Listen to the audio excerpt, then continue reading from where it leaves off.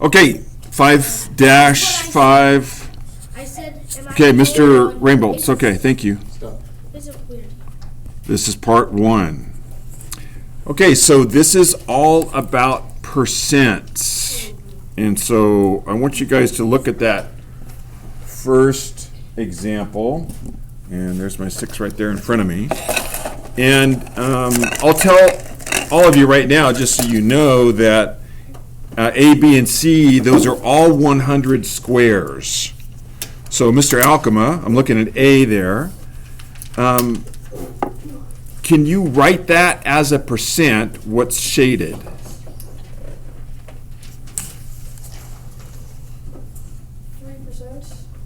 3%? And so how did you determine it was 3%? Did you, because it was 3 rows that were shaded? Is that what you were thinking? Yeah. Good try. You were on the right track, but let me say this, Mr. Alkema, each row has 10 shaded squares. So would you change your answer knowing that? Yeah, what would it be? 3 out of 10. 3 out of 10 is the right answer if it was reduced. So we could say 30%, and that's the symbol for percent. It's a slash and then a dot on the top and on the bottom, so that's 30%. Or, as Mr. Alkema said, it's 3 out of 10. Another way to have written that one could have been 30 out of 100, because there's 100 squares and 30 of them are shaded. Well, that would be reduced to 3 out of 10. And then if you were to change it into a percent, it'd be just what Mr. Alkema said, it would be 30%. Put up 20 points. Miss Ryan, the second one, I'm looking at letter B now. That would be 20%. If I was to write that as a fraction, how would you write that? 2 over 10 or 20 over 100. Yeah, 20 over 100, and she said 2 over 10, which is the same thing. And can you reduce 2 out of 10? Yeah, What would that be? 1/5. Yeah, that's the same as 1/5. So 1/5 is the same as 20%. That's cool. Yep. Nicely done, 20 points. Mr. Williams, I'm looking at the third one, letter C. 25%? Yeah, let me count this. I didn't count them. 1, 2, 3, 4, 5, 5, 10, 15, 20, 25. Yeah, exactly. 25%. And Mr. Williams, how would you write that as a fraction? 25 over 100? Yeah, nice. 25 over 100. And could you reduce that? What could you reduce that to?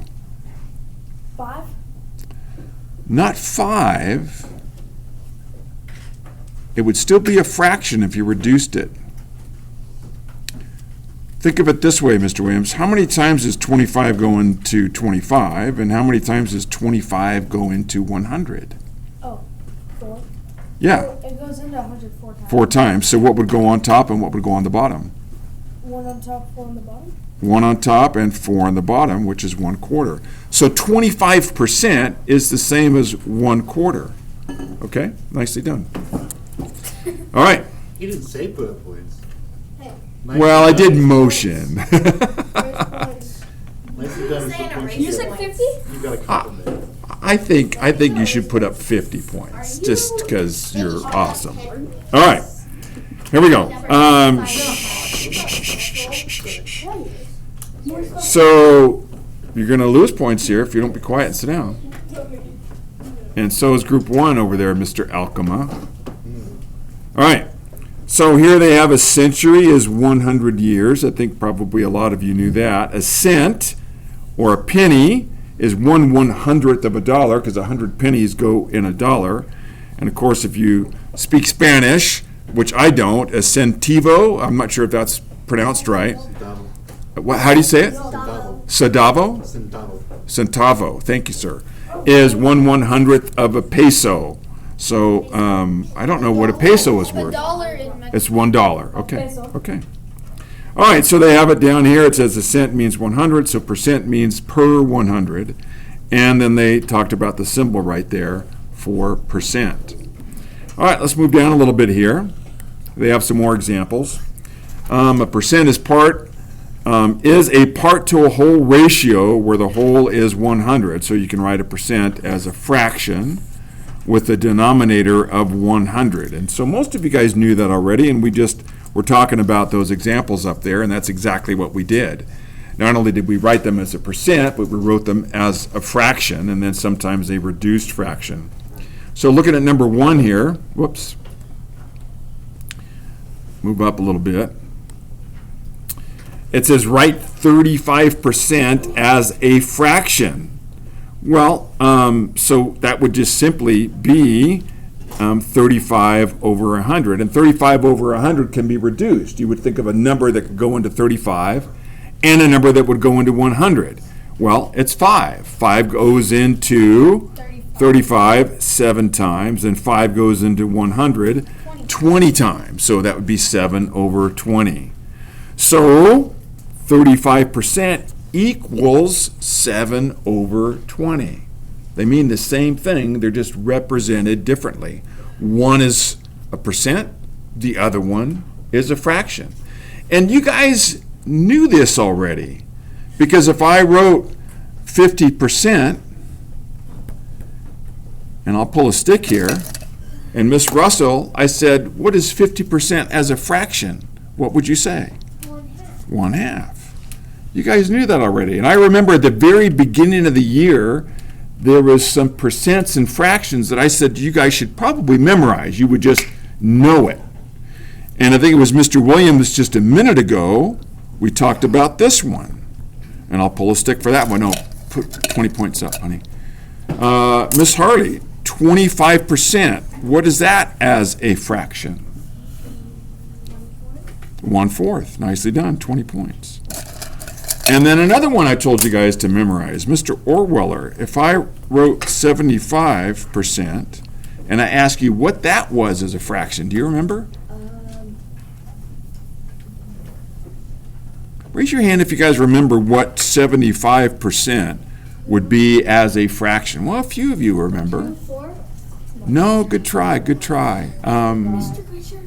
Miss Gossage, what is it? I think it's 3/4. Yeah, it's 3/4. Okay. And then the last one I'm going to talk about really quick here. If I said, well, let's see here. Actually, there's a couple of them. If I said 33% and then another one was 66%, they each represent a fraction, but not exactly, but close. And I'll pull a stick here. Mr. Laboutier, do you remember what fraction 33% would be? No? Raise your hand if you know what 33% would be. Oh, only one. Mr. McGee, what do you think? 1/3. Say again? 1/4. 1/3. 33% is equivalent to 1/3. Roughly, it's not exact, but it's generally accepted as 1/3. And so 33% doubled is 2/3. Okay? So those fractions and percents should be instantaneous. You guys should just know those. After a quick glance and a quick thought, you should know what those are. If you don't, I would work on memorizing those. Okay? All right, so let's go a little bit further here. So B, I'm looking at, excuse me, I'm looking at letter B right here, and it says write 100% as a fraction. Well, that would be 100 over 100, which is 1. And I think most of you know that. Then any number, if I had 37 over 37, you know that's going to equal 1. Any number over itself is 1, which is really another way of saying 100%. Let's look at letter C here. It says write 174% as a mixed number in simplest form. I didn't like the way they explained it, so I just put a little X through it. And I want you guys to think of it this way. 174%. Well, let's just separate that. What's this number represent?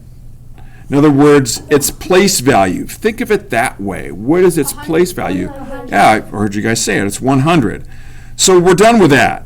So I'm just going to put down 100, all right? Now, what's left over? 74.1. Okay, well, 74% is left over. And you can see what they did here. So 174%, they put 1 and 37 over 50. And you're going to say, well, wait a second, Mr. Glazier. You said it was 74, not 37. So it is 1. That's this right here, which is the same as this. And then it was 74 over 100. Divided by 2. Divided by 2, because we could reduce that, Miss Harley. So 2 goes into 74 37 times, and 2 goes into 100 50 times. So we reduce that to a mixed number, 1 and 37 over 50, which you can see that's exactly what they did here in the example. So let me do another one, just to get the juices flowing here. What if I wrote 2, whoops, let's get it on there here, 2 and, I don't know, how about 235%? And I wanted that as a mixed number. That's a whole number and a fraction. Well, what's the first and most obvious number? 2. It's going to be 2. So it's going to be 2 and a fraction. Because that 2, if you remember, we're talking about place values. What's that 2 represent? It's the hundreds. So it's 200. So it's 2 and something. What's left? 35. 35 over 100. Well, is there a number that goes into 35 and 100 evenly? 5. How many times does 5 go into 35? 7. 7 times. How many times does 5 go into 100? 20. Those are the same thing. 235% as a fraction is 2 and 7 over 20. That makes sense. Does that kind of make sense, you guys? Yes? No? How many are kind of understanding what I'm showing you here? Raise your hand. So about half of you. Let me do one more before I continue with this. How about 612%? Okay. I'm going to pull a stick here. Miss Werner's not here. Mr. McGee. So I want you to write that as a mixed number. In other words, it's a whole number with a fraction. What's the first number going to be? So the first number that would be 6. Would be 6. So it's going to be 6 and a fraction. I don't know what that fraction is going to be, but it is 6 and a fraction. Okay? So what's left? 12. So I would put that 12 over 100. Is there a number that goes into 12 and goes into 100 evenly, Mr. Orweller? 2. What is it? 2. 2. How many times does 2 go into 12? 6. 6. How many times does 2 go into 100? 50. 50 times, okay. Are we done? No. No. Is there another number that we could use that will reduce it further? In other words, another number that would also go into 6 and 50? I heard somebody say it. 2. How many times does 2 go into 6? 3. How many times does 2 go into 50? 25. 25. Okay. Done? No? You have to put an S to make it actual. Right. I've got to put the 3 over 25. 25, and there's the answer. So 612% as a mixed number represented would be 6 and 3 over 25. Now, remember, and we talked about this a couple months ago when we dealt with a lot of fractions, look at this one right here. How when I look at 3 over 25, how do I know I'm done reducing that? Prime. Prime. Yeah, a couple of you had your hands shot up. 3 is prime.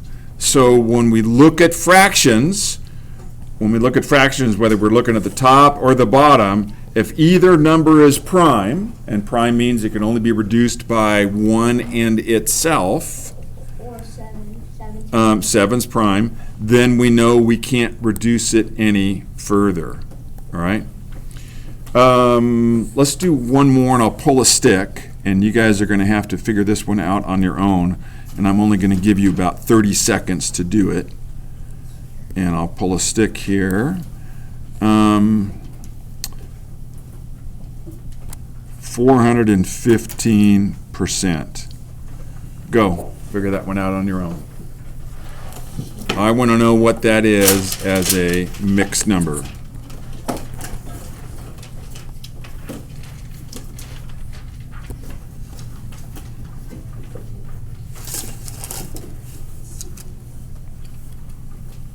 want to know what?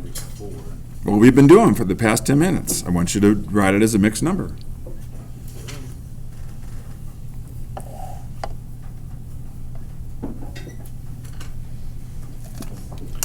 Putting everybody's stick back.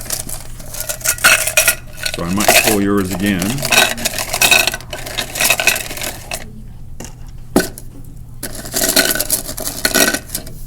All right, Mr. Alcama. So what would that be? Okay. Well, what's the first number? 4. Yeah, good. Okay. So 4, and then what's left? 15. 15. Okay. So I'm going to write 15 over what? 15 over 100. It goes in 5 times. Okay. And then so what number goes into 15 evenly and 100 evenly? 5. 5, yeah. How many times does 5 fit into 15? 3. Nice. And do you know how many times 5 goes into 100?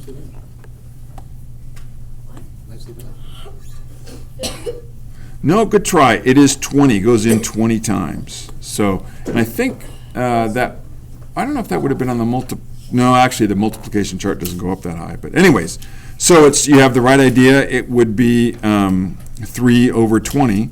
So it would be 4 and 3/20. And we know we're done because, again, 3 is prime. Okay? He got it? Got it. Excellent. Way to go, Mr. Rainbolt. All right, Mr. Alcama, I'll let you put up 50 points. You were partway there. All right, questions on this, you guys? We're almost at 20 minutes here.